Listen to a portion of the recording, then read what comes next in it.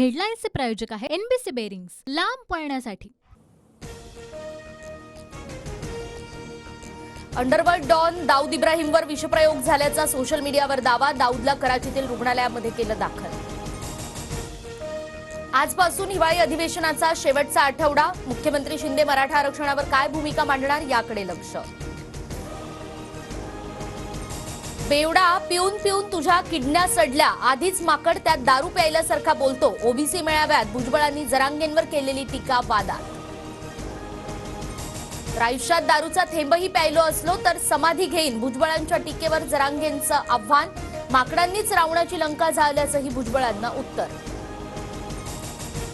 भिवंडीतल्या OBC मंचावर नाराजी नाट्य। भुजबळ आल्यानं आगरी सेनेच्या प्रमुखांना भाषण रोखायला लावल्यानं वाद। वर्ध्यानंतर भिवंडीच्या सभेलाही अल्प प्रतिसाद। महाज्योतीला पुरेसा निधी का देत नाहीत अर्थमंत्री अजित पवार असूनही भुजबळांचा ओबीसी सभेत सवाल। शिंदे समिती खोटे कुणबी दाखले देत असल्याचाही आरोप।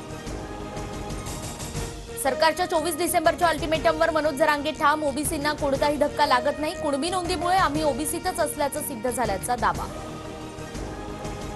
मराठा समाजाची गरिबी ओबीसींमुळे नाही तर तुमच्याच नेत्यांमुळे। ओबीसी मेळाव्यातून प्रकाश शेंडगेंची टीका। तर 24 तारखेनंतर भिवंडी महामार्ग बंद करण्याची तयारी ठेवा, कार्यकर्त्यांचं आवाहन। नोंदी सापडलेल्यांचा परिवार आणि नातलगांनाही प्रमाणपत्र मिळावं, जरांगे पाटलांची मागणी। तर इतरांचं आरक्षण कमी न करता मराठ्यांना आरक्षण हीच सरकारची भूमिका, मुख्यमंत्र्यांची प्रतिक्रिया। सरकारची भूमिका स्पष्ट, इतरांचं आरक्षण कमी न करता मराठा आरक्षण देणार। जरांगेंच्या आजच्या बैठकीवर मुख्यमंत्री शिंदेंची प्रतिक्रिया।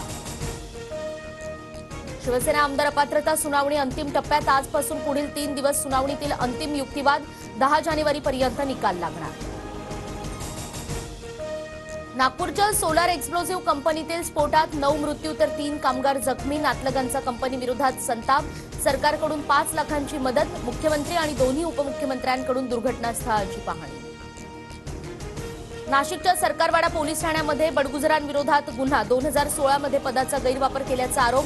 एसीबीच्या पथकाकडून बडगुजर यांच्या घरी चौकशी। अपघात नव्हे तर माझ्या हत्येचा प्रयत्न झाल्याचा मॉडेल प्रिया सिंगचा आरोप।